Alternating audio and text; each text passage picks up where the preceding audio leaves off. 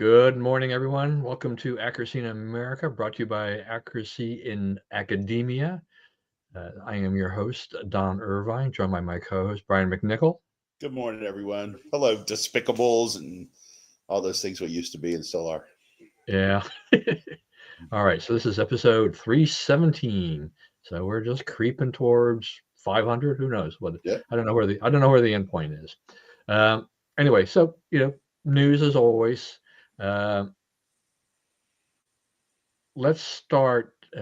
Actually, I want to start off with income taxes and just just what I noticed yesterday. My taxes are filed electronically, and so I'm kind of oblivious to the whole post office. Rush it to the post office on the 15th if you owe the government or the state any money, and and get that in there at the last possible moment, et cetera, et cetera. And my wife yesterday wanted to mail a package of stuff to my son in Utah, and we went to post office number one as we were heading out to a quick dinner, and she walked in there. She's like, "Okay, so our local post office is basically usually manned by one person at the counter and then somebody else in the back, and she's kind of grumpy and she's not really fast." My wife, she stood there for a while and just kind of surveyed things and said, "Forget it." Remembered that we had another post office kind of on our way to where we were going. I'm like, yeah, okay, that's that's the post office off of Shady Grove Road, which you may have seen. It's a big processing center. Yeah. Uh, I know what you're talking we about. we pulled into there, and I was like, oh, lots of cars here. And then we're starting thinking, it's like, oh, wait a minute, it's April 15th, and she wasn't in there terribly long. But so we go and grab our quick bite to eat, and we come back. And as we're passing the post office, the traffic into the post office, now it's not a very bad parking lot to begin with. It has now started to back up on Shady Grove Road, Wow. right? Yeah. And I'm like, what's going on here? Yep. I don't know. I mean, I just been doing electronic filing for so many years that I just like I said, I don't really think about this. I do have visions. You remember how the news, they used to cover the old post office downtown, and they'd have postal workers standing by, and they were just collecting everybody And getting in the there. Maryfield used to have three or four guys standing out there in the Uncle Sam outfits, and then like the Yeah, all of Lee Highway would be backed up all the way around, and you just hand it to them and move on. yeah. Maryfield's a big post office. I've been there Yeah. before. Bulk mail So center. yeah, Yeah. yeah. So I'm like, wow. It's like there are still some people that are very old school, Yeah. that just have to wait till the last minute. Yeah, I don't know. I mean, I now mean, I'm I just wouldn't kind be in any hurry to send them any money. no, Like, no, I wouldn't either. But you know, I I don't know. I mean, I'm always caught between this thing too. It's like you give it, you turn, you mail it. There's no guarantee it's going where it's getting. On the one hand, right? right.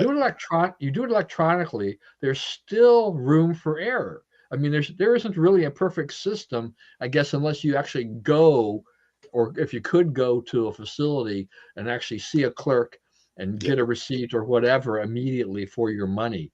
I think Montgomery County for property taxes, I think you can go there in person to pay property taxes, but they've farmed Montgomery County, besides electronic filing.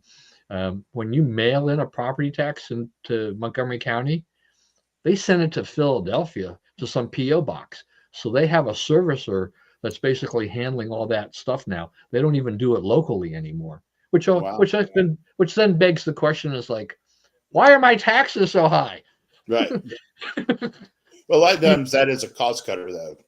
Yeah, People that process checks and so forth. yeah. I was like, Better, I mean, because if they work for Montgomery County, pretty soon you're going to have 18 supervisors making 200,000 apiece and 4 workers, and yeah. I everyone mean, waiting in line. right, right. I mean, I grew up, in the part of Montgomery County down in the down Silver Spring area, um, where enough of the area where it was at that time when I was growing up, it was covered. Um, the trash service was taken care for by the county. I guess the leaf collection as such. Before, when I was a kid, at first you could burn leaves before they banned the burning of leaves. But all that stuff was handled by the county. By the time I got to be an adult, and then got married and then moved, to where my first home, just out around the Aspen Hill, Silver Spring area, it now became you had to contract with someone to pick up your trash. I think it's much more efficient, to have a private hauler than to rely on the county. Right. It has I don't know what the effect. Our property taxes are still like this, right? But Right. so you kind of wonder, the governments are, whether or not it's a state or federal, local government, they're all still too big. They all need to be doged. Learn Yeah, from but Elon. people need to understand that if you don't live here, okay, Montgomery County defies gravity. It has so many rich people living there, right? That it don't really work there, right? It's the ultimate bedroom community. Virginia is a working suburb.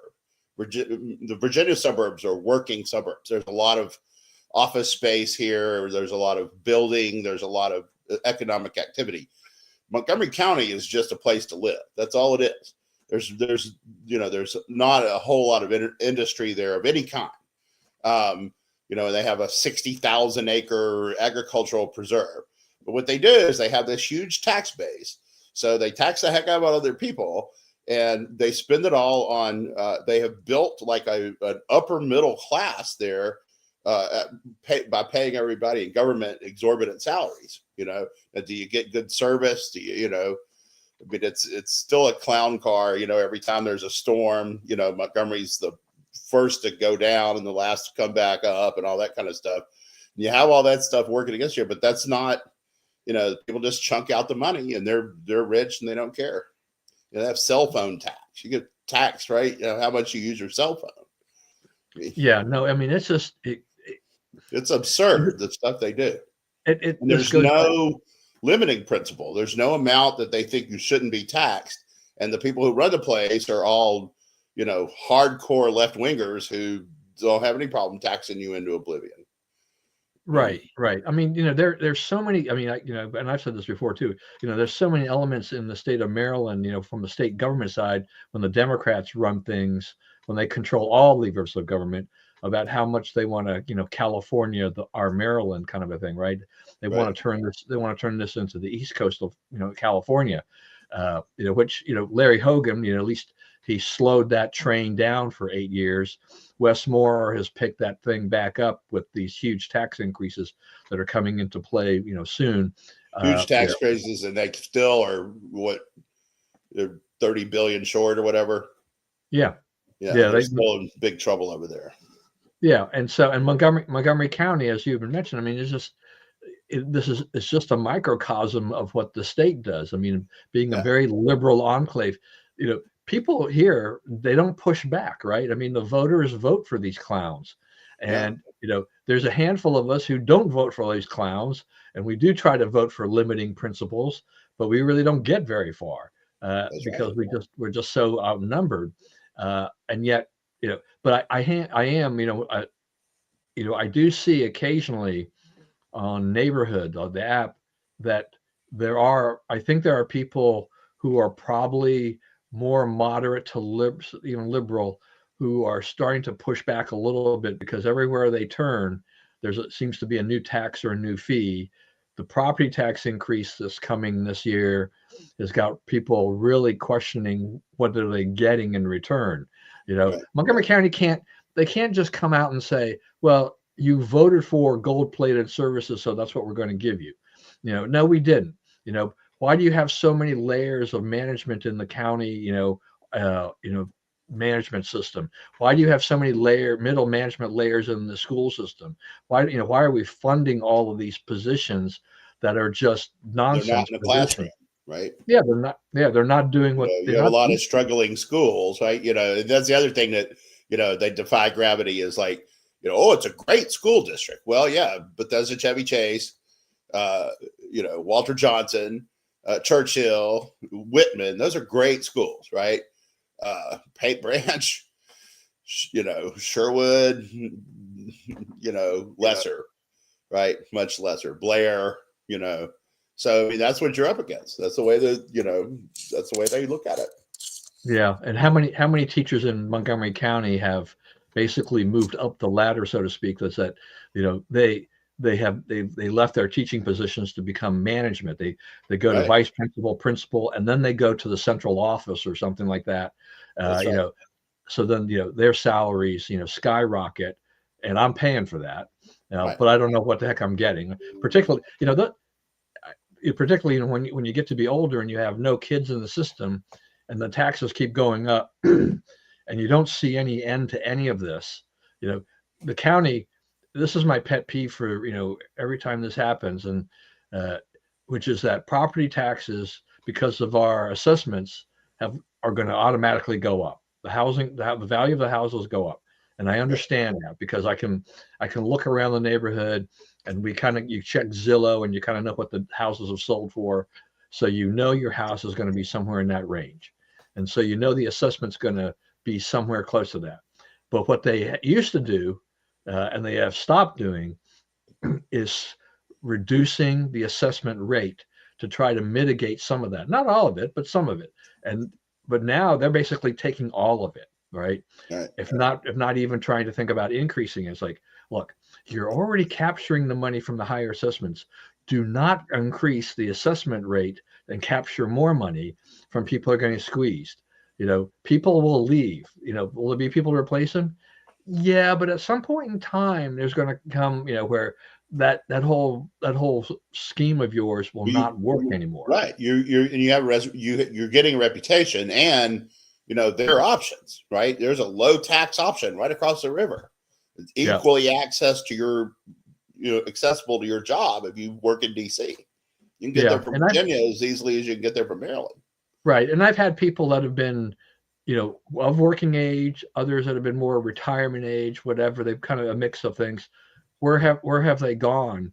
They have reached their limits, and they've either gone to Virginia or West Virginia. Yeah. Right.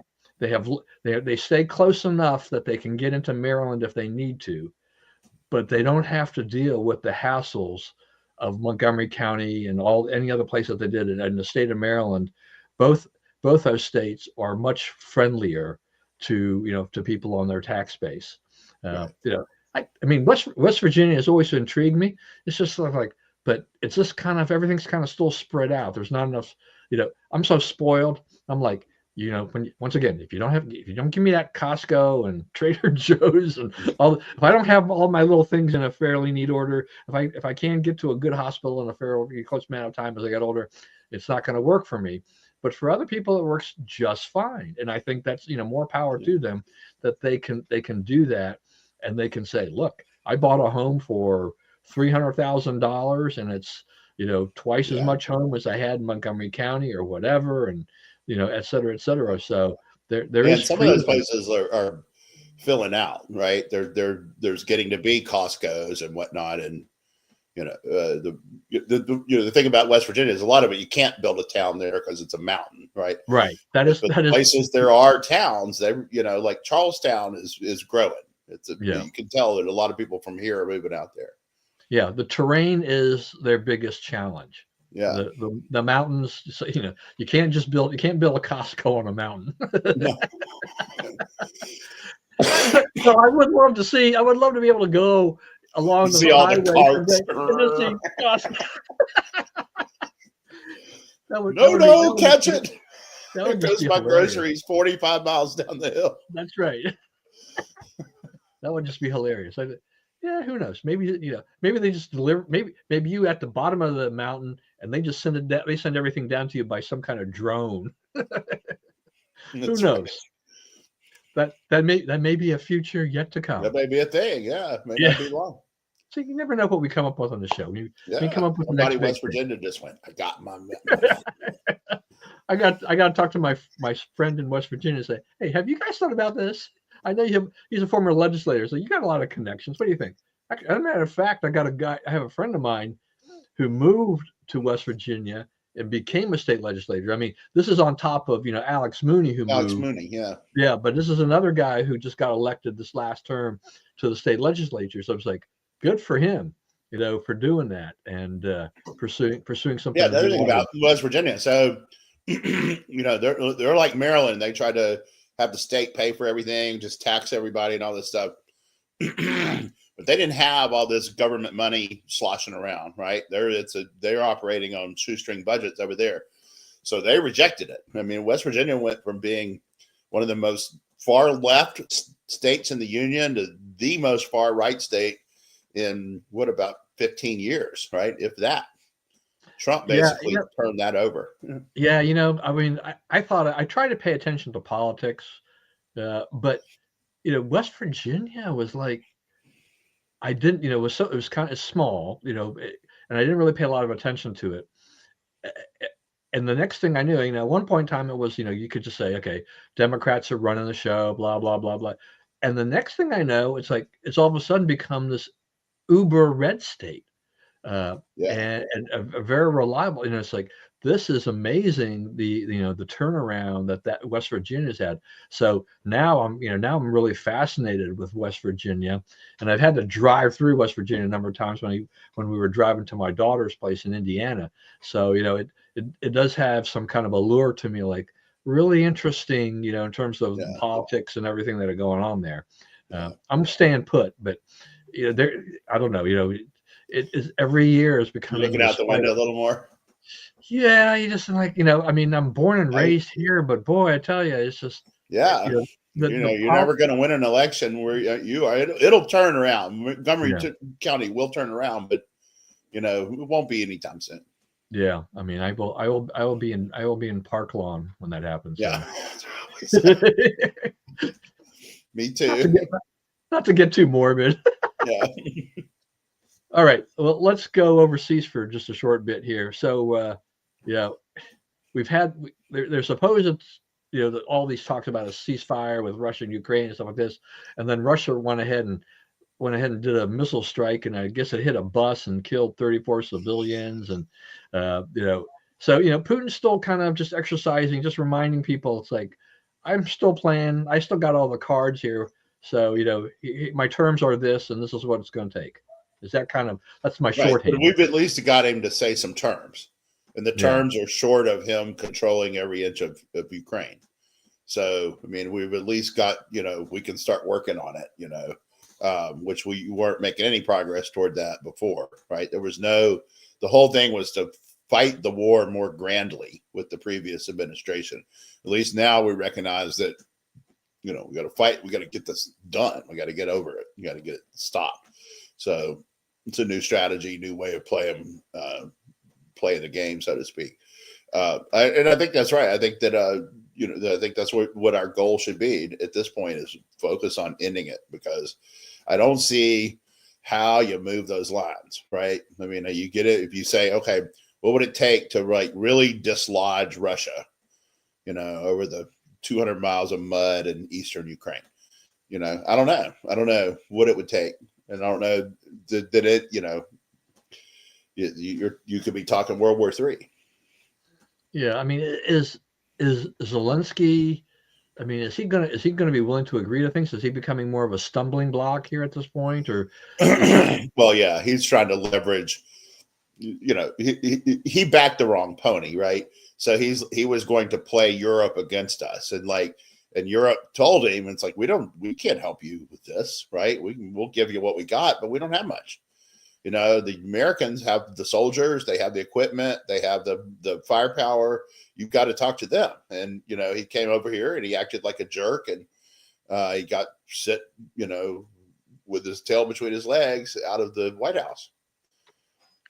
Yeah. So we will continue to monitor the situation. It's a slow moving type of thing, but I mean, the more I think about it, I was thinking about this the other day, the more I think about it, like, what a just colossal dumb move that was on his part, right? All he had to do was play nice, eat lunch, sign his deal, and he'd have had his money, and he'd have had Americans there protecting his interest indefinitely for decades, centuries, right? Because we have to get our hands on rare earth metals and rare earth minerals, and they have them, and we were ready to do it. And he wanted to be a jerk about it, to show that he could be a jerk, and to show the Europeans that he didn't really need the Americans. The Europeans are trying to tell him, yes, you do need them. And so, we're trying to do a thing with a guy who's working against our interests, basically, and he's supposedly our partner in the deal. Yeah, I mean, one of the things about when you're in these type of negotiations and whatnot too is that you have to read the room. Yeah. And right. And that's not, and he didn't do that. I mean, No. If he did, he got it completely wrong. yeah. He needs some new radar or some evaluation here to be able to figure out how to read a room, because some training, because yeah, he completely misread that situation. That time when he came to the White House, that was a complete disaster for him, I think. Yeah. It didn't pan out the way he wanted to. Yeah, Trump 2.0 was different than Trump 1.0, and that's part of the Much problem better too. organized. Much Yeah. better. Yeah. So I think that's also thinking that, someone's thought, oh, I'm just, the US is going to unilaterally, just unequivocally support me. But, there's we have spent a ton of money. Russia's got, the upper hand on this, and it's really in everybody's best interest to end this thing, and I hate to see Ukraine having to give up all this territory and whatnot. But the Right. fact I of the don't like matter, rewarding aggression, but I don't really know what we do about it now. I mean, right, right. that's one of those. Give me a plan. Give me something that gets everybody's goals and doesn't lead to World War III. I'm all ears, but I haven't heard it. Yeah. How do you get Putin to agree to go back to where it was, 3 years ago or whatever? Right. What were we up to? Yeah. So, Right. that's not going to happen. I mean, Putin has had, for all the people he's lost, all the casualties he suffered, he's controlling the situation to a large degree. So it's like there's really no reason for him to back off on this, and just, That's right. it would be good if he would just take what he's got and let's move on. It'll be better for everybody all the way around. It'll be better for his relationship with Trump, and I think Trump does want a relationship with Russia, and so I think Trump looks at his foreign policy. It's like, he wants to resolve the things that are happening out there, right? He wants to resolve the Russia-Ukraine situation. He's trying to help resolve the Hamas-Israel, situation, right? At least those things are on the table, and then we also have, the Iran talks, right, going on, and they're trying to do something there. So he is pushing for things where the Biden administration was just not making any progress. They weren't really doing anything. He's making it happen. Biden was letting it happen. Yeah. Which makes a big difference. Yeah. So, I mean, for Iran, I mean, where are we now? Well, they are isolated and seeking a deal and out of money. So, and you see the price of oil go down to it's down in the low 50s now, right? 53 or 4 for Brent.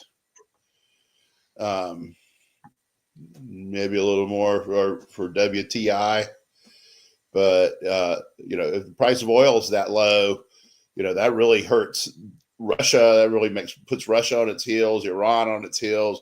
Also creates opportunity for them if they can get oil to market, which the Iranians right now cannot. So I think that Trump has put a sufficient squeeze on them that they are ready to deal. Just a matter of working it out. Yeah, so I'm looking up oil prices. It's 62.50. That's probably West Texas Intermediate? Yeah. Yeah, that's probably WTI. Okay, so it's there, which should be bringing gas prices down. Let me see something else here too, because yeah, and they are starting to come down. The ones around here are anyway. Yeah. So now AAA's nationwide average as of yesterday was 317. I think a week or 2 weeks ago it was 326 or 327. So they are falling. And I think I told you last week that I've been waiting for gas prices to fall. We have this weird bunch of gas stations around here, depending upon where the heck you are. If you're right around my house, it's kind of stubbornly high. but I did notice this. My house too. How did Yeah. we do? How did we Yeah. manage that, Don? Yeah. Aren't we lucky that we just Yeah. can't, they But I don't, mean, Reston is an island of high gas prices. Like if you get 5 miles out of Reston, it's cheaper in any direction. yeah. There's a Marathon gas station that's on Rockville Pike, um, on 355, and it's basically a couple doors down from the 7-Eleven at the intersection of 355 and Redland Road. And I don't know if that was station was a Gulf station before or whatever it was before. I don't think it's been a Marathon forever, but they're right around 303, which is a really good price, Yeah. which actually pushes the prices down of the Shell and the 7-Eleven that are around it. But when you're in my backyard, you're stuck at 325 and above.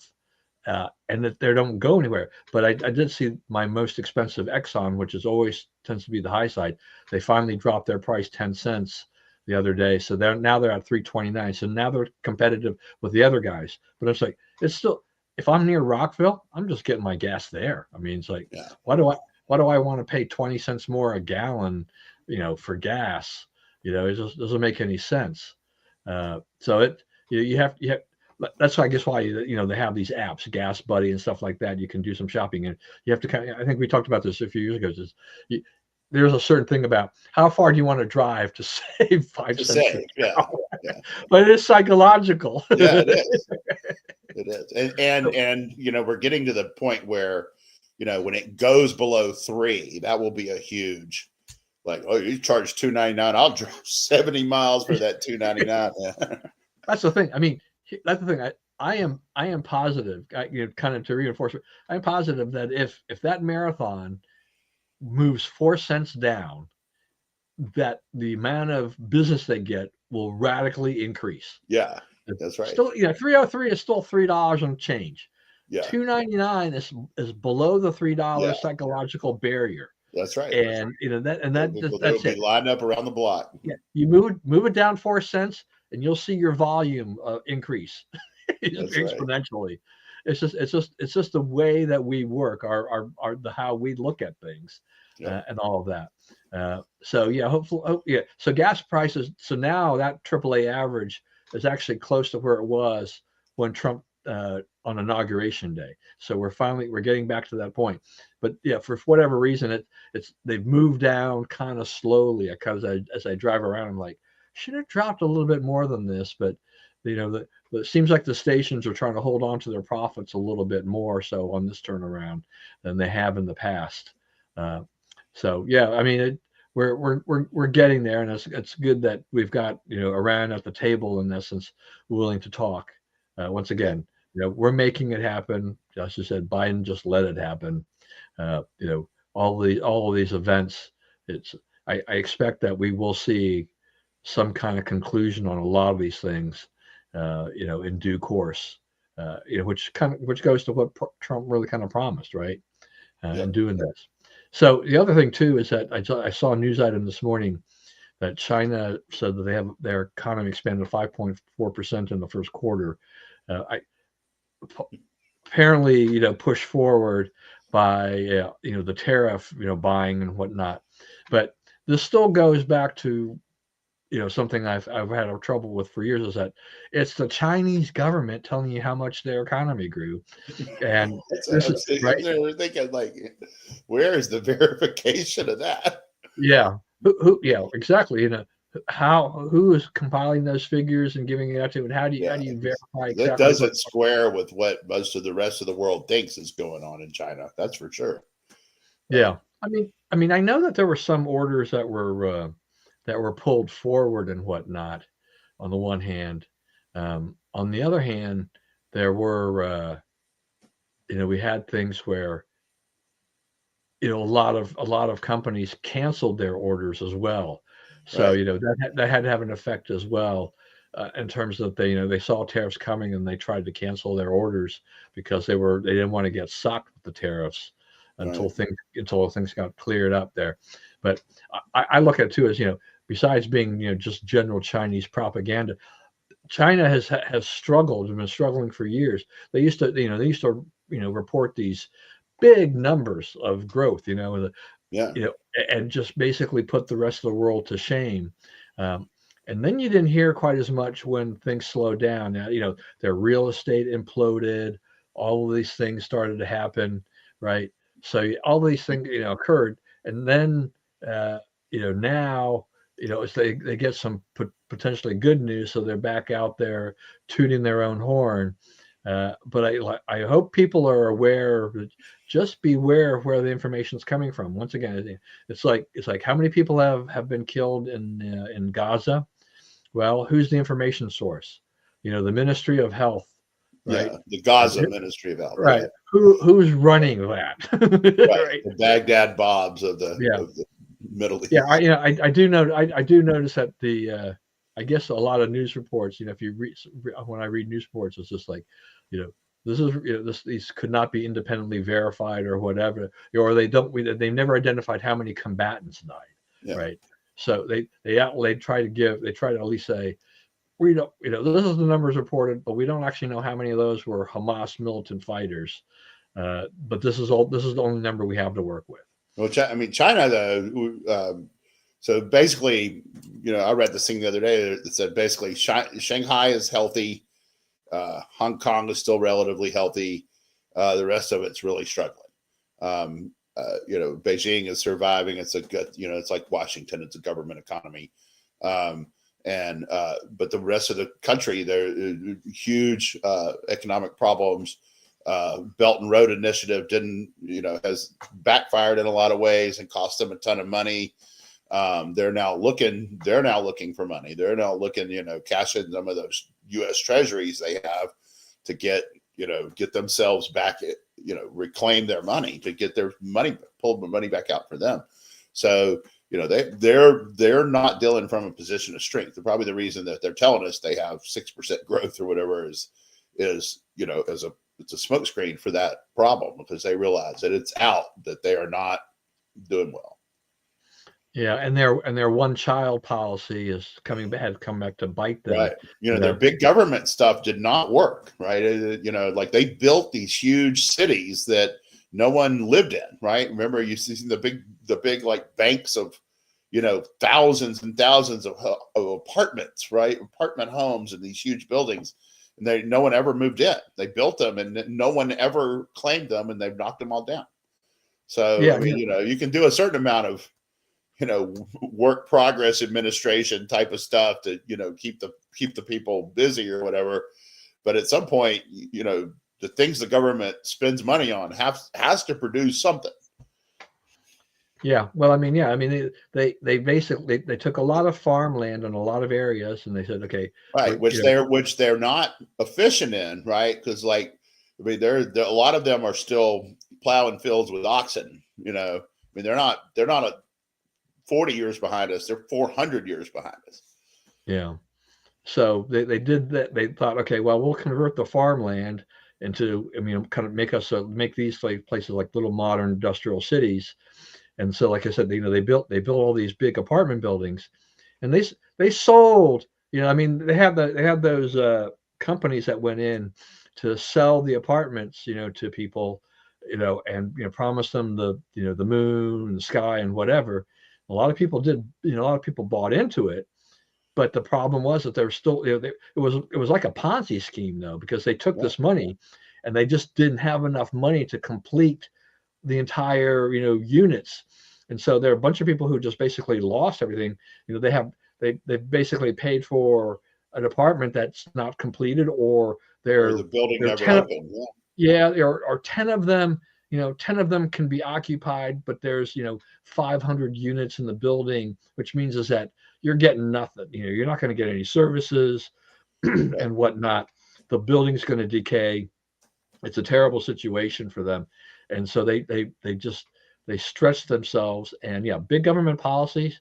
No, you can't control all that stuff like that. That's right. It doesn't work. And I know I'm sure it's been hard for the Chinese government to have all these news reports come out there about a lot of this real estate implosion and things like that. But even in a communist regime, you have a hard time keeping a lid on everything, because they had so many Western businesses in there. You can't hide everything. Right. So I think it was bound to come out at some point in time, and all of that. So tariffs, we talked a lot about tariffs last week. Tariffs are still in the news this week. Um, Lo and behold, my wish that Trump would pause tariffs actually came true. Um, and I was basically following up. I think, I think it was who was it, Jamie Dimon or something like that. I think he had wanted to do that, and so Trump has done that, and it's a modified type of thing. He is still a baseline 10%, but he pulled back on a lot of things. He's still got it amped up with China. This China is the main target, and then he's also now relaxed a lot of the tariffs on electronic goods. So the markets have kind of stabilized as a result of all that, while everybody kind of chews on this and tries to figure out what the next step is and where we're going and who it's going to affect, and all of this. So where are we going now with all of this, as far as you're concerned? Um, well, I think what you said is right. They're going after China. They're going to force China to concede on stealing IP and insisting on managing these companies and stealing their technology and all that kind of stuff. So I think that's where this is going. I think he talked to Starmer about this. I think the Europeans understand what Trump is doing and why, and they're not going to never publicly say anything positive about Trump, but they agree and they're sort of on board. So I think there's a lot more behind this than people know, and because they're not making a lot of noise about it. But I think you're going to have the world lining up behind the U.S. on this and saying, yeah, they do this to us too. They've done this to so many people that we're not going to take it anymore either. So I think China is looking at, they're going to have to make some changes. They are. I don't think that they're going to resist it. They're proud people, and they don't. They're in their minds, right? They're undefeated. Like we may not win today, but we'll win because we got more people and we know what we're doing. So we're you're not gonna. They're not an easy adversary to subdue. It's like wrestling. You can get that guy, you can get that one shoulder down, but you can't get that other shoulder down. And that's what they're like. They're not going to put that other shoulder down. You're going to have to force it down on them and make things untenable to a point to where they take some steps to change. They are going to have to change. Yeah, I mean, so what do you make of the reports that China's trying to pivot and look at sending exports to other countries, and reducing exports to the U.S. as a result of all this trade war at this point in time? Well, I think they can only do this for so long, right? Or right. For so much. We're the ones with the money. You can go put it on the shelf in Zimbabwe or whatever, but people ain't going to buy it because they don't have the money. Right? We have the money. Well, what happens? I mean, we may have talked about this last week a little bit too. Is part of my concern too is just smaller businesses and others that have sourced things in China, they can't pivot quite as fast to go elsewhere. That's why I think it's good that Trump put this pause on, because at least it gives them a potential for an alternate market without a overly stiff tariff while they sort these things out. Because if you wanted to pivot from China to Vietnam, you were faced with 46%. Well, for a small business, that's still a pretty tough road to hoe, and that's not necessarily that Vietnam could produce what they were producing in China, at the drop of the hat. That's part of I think that's always part of the equation here, is that there are some things we can produce here. There are some things I don't think we'll ever produce again here. The cost is just too high. It will take too long to do it. Or growing things, if it comes to crops, our climate, and our terrain, we can grow and produce a certain amount of things, but we can't produce everything.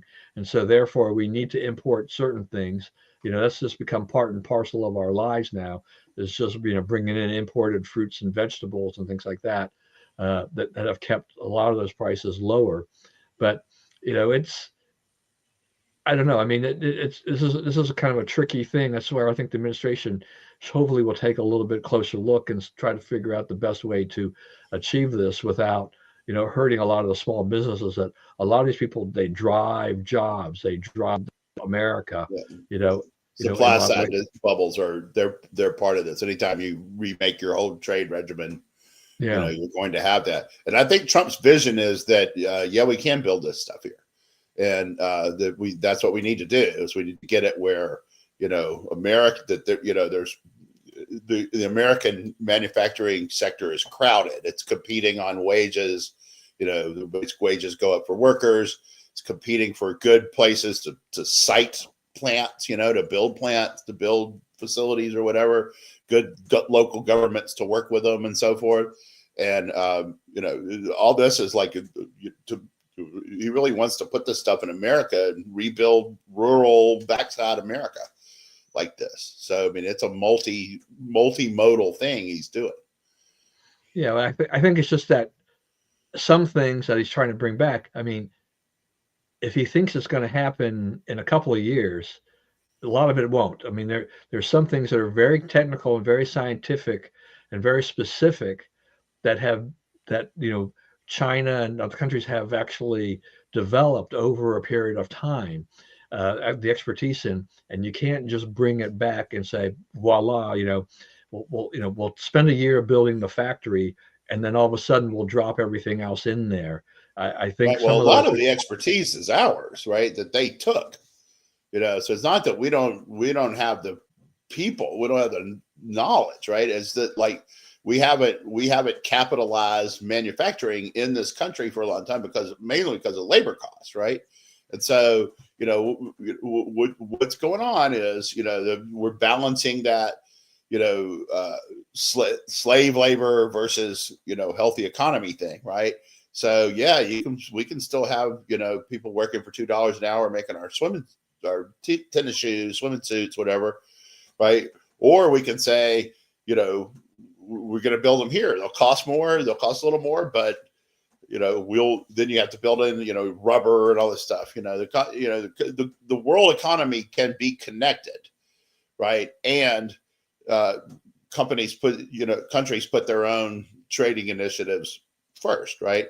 Both of those things can happen at the same time, and I think that's what we're shooting for. Is truly, we're not dependent, right? We've got to get out of dependence. We lack leverage in some important areas now.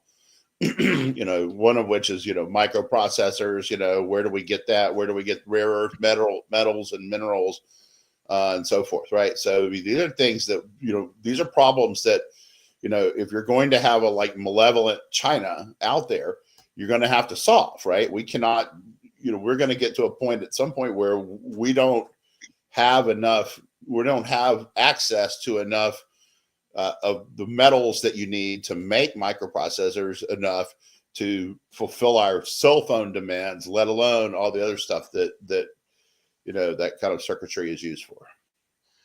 Yeah, I mean, I know that what the president is trying to do here is he is trying to get to a fairer trade, freer trade, type of thing. It's like because it really is when we've allowed other countries to be very protectionist and still deal Yeah. with them, and he wants those trade barriers to come down.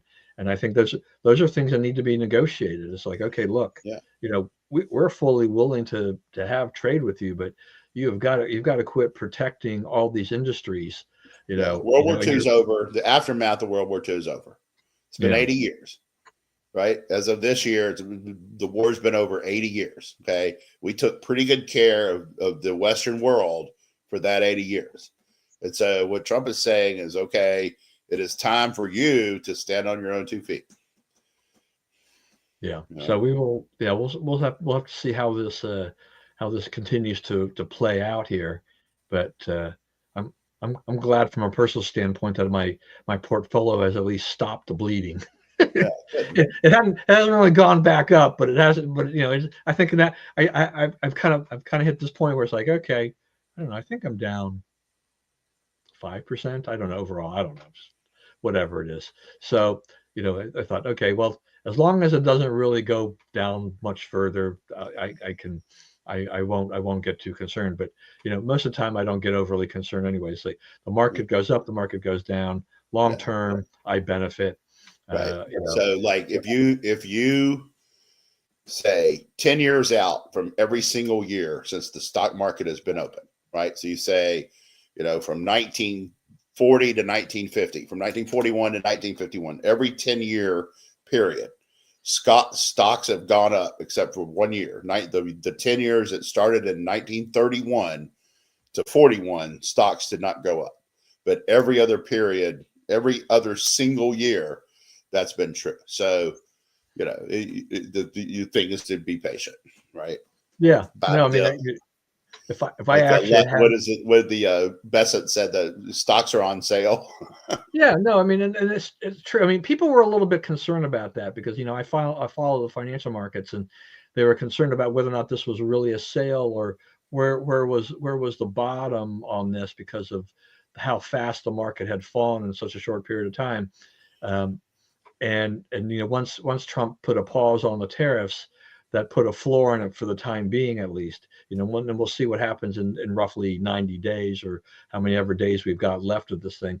But you know, I, you know, I know that if I'd had, you know, more cash on hand on the sidelines, I would have gone ahead and dipped my toe in there and picked up some of the stuff because I thought the market had been does its traditional unrelenting, unforgiving, just throw the baby out with the bathwater and knock down the prices of some of these companies. I was like, I don't know. I mean, I think there's value in some of these guys of this level. You know, it's an Right. opportunity.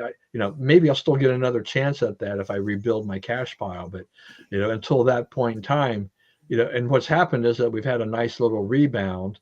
Is that short term? Will we see another dip? Maybe. Well, I think It's I think there was a little bit of a brief crisis of confidence, that it was all going to hell in a handbasket. But I yeah. think that's been abrogated. I think most people Yeah, I mean, understand. look, I think if the Trump administration kind of puts forth a tariff policy that people actually understand and can explain, and they understand why the tariffs are X on this country and Y on that country or whatever, then that's fine. It's they just felt that there was a lack of clarity for them in order for planning and everything like that. So with that, people weren't sure about what they were going to do going forward. So that's why we saw consumer confidence plunge, is because people are like, we're not really sure exactly what's going on here. Even my wife was like, well, maybe we ought to buy some more toilet paper because pulp comes from me. I was like, okay, why not? Yeah. Fine. I mean, you just don't really know what's going to go up or if it's going to go up because it wasn't clear where this, what the policy was really going to be, long term going forward. But as they negotiate, if they negotiate a bunch of deals and we have more stability on that and clearance on that and clarity on that, then I think everything we see an upward trend. People will say, okay, that's fine. I now have the confidence to go out and buy another refrigerator, another car, or whatever, big ticket items, things that the economy needs to have a boost. Yeah. Um, do that. So I think short term, yeah, a little bit more pain, but long term, I think that there's still a good things that can come out of all this. Yeah. Uh, I always just felt that Trump doesn't explain things well all the time. He's just a little bit like a bull in a china shop, but that's Trump. Yeah. Trump has his way of doing things. All right. So what about this? So now the other kerfuffle here is Trump and Harvard. So Trump has been after higher education from the get-go, and he had a lot of promises about things, and he's really gone after them. Columbia University said, sure, we want those federal funds, and so we'll pretty much do most of what you want us to do, and to fight anti-Semitism and some of these other things, going on campus. But the Harvard thing has blown up to a bigger one because Yeah. Harvard has decided that they're taking a stand. Yeah. We have our principles. We will defend anti-Semitism. Yeah, We and will there's defend there's there's a, there's a harassing lot Jewish of there's a students. lot there's a lot of money at stake here for Harvard, Yeah. and they seemingly are willing to give that up, or they're going to fight for it in the court if they have to. right, or something to that Right, effect. right. They're not willing to give it up. They're Yeah, trying to have their cake and eat it too, right? They want to defy Trump's order and keep their money. And I don't think that's going to work out. Right? I think they've already decided they're going to they've already withdrawn the funds, right? The government's already told them they're not getting any more money. yeah. But when I was part of my question though is that, I mean, has the administration gone maybe a little bit too far with their demands into what they want to do?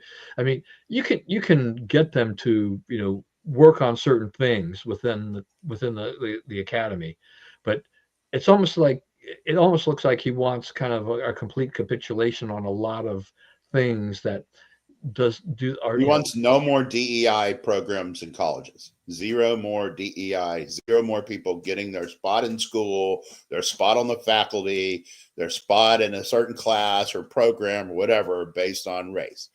That's what he wants. And like the people who facilitate it, he does not want those departments to exist. So, if you're saying, what do we do about this? It's like, you can't really piecemeal that, right? You either have a DEI department or you don't, because if you have one, those people, they have to do something at work all day, right? They're going to be DEIing something or other. So, if you're saying, we're not going to have racial preferences in any direction at any time in institutions that get U.S. tax dollars, then you can't have that, right? They said you can't have it. You can disagree with it. You can elect his opponent in the next election, but those are the orders, and I don't think, I don't see what the legal challenge to those orders would be. It's pretty clear. Every other school seems to think they have to comply, right? Harvard's the only one that's saying they don't, and all you have to do is, Harvard, what do they have, a $650 million endowment? Just get into your endowment. Just do that. Yeah, I mean, I think part of the thing I think that what they've said about their endowment is just that, and there's going to be some, because I know how I think you know too a little bit how endowments work a lot of times, is that donors will put restrictions on the funds, and so that's how the money has got to be used.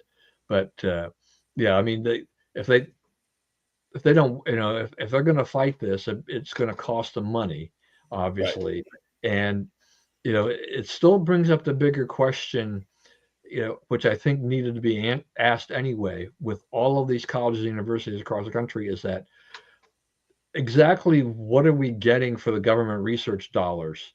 What is the output?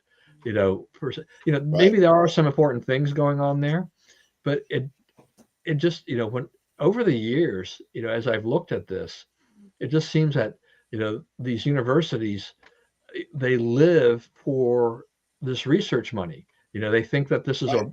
a right for them, that they deserve to get it, and they count on it heavily to run the school. Right. And And they're not, like, for instance, in climate, right? You're not getting one of those grants if you say, I don't believe the hockey stick, right? I don't believe anthropogenic global warming has little or anything to do with the temperature on Earth, right? You're not getting a grant. You're only getting a grant to confirm the other view, right? If your science is headed in the other direction, you'll simply be turned down. So they're basically buying the science they want and excluding the science they don't. So from that standpoint, we're not getting a lot. And obviously, the entire public health edifice, completely embarrassed itself during COVID, covering up possible cures, focusing only on prevention and not on cures when, you knew that 95% or so of the people were going to have it. I think we're up to 93% in the United States now have had it.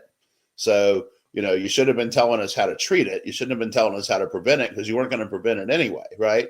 You could try to keep the old people out of the way, but the rest of society, we needed to be out, right? Every recommendation you gave us was counter to what we actually should have been doing. So, you cannot put a lot of faith, hope, or tax dollars into the people who gave us those conclusions.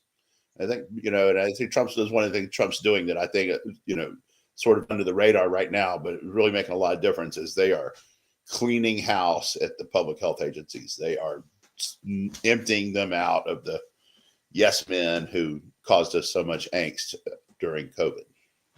Yeah, and maybe I'm painting too broad a brush with higher education, but to me, higher education in general is a racket. I mean, they're sustained with, We're trying to get student Marty like signed up for college. Believe me, brother, I am with you on these findings. Yeah, student loans and this research thing, and all this. I mean, these are things that prop up these institutions, that keep them going. And that's, how do you? And then they have, these huge endowments, which I think you and I and a lot of conservatives will question. Is like, what's that money really going for? I mean, luckily, we've seen, it hasn't been a good year for the Ivy League. They've had a lot of trouble trying to defend themselves because they've allowed the anti-Semitism to rage on campus, creating a whole nother issue with, right. The before that, they were selling out to they had all the Confucius Institutes. Yeah. Right. I mean, they don't care about American values at all. They'll take anybody's money and do any perverted stuff those people ask for. So, like, first of all, like some kind of moral or patriotic line in the sand would be nice. Yeah, and I want the liberals to answer me a question about, like, if an American went, and I think we've already seen some evidence of this, if they went to Venezuela and denounced, the Venezuelan government, what would happen to them, right? Yeah. Like, do they have a right? Do they have a right to be there? I mean, you get to do it once. Yeah.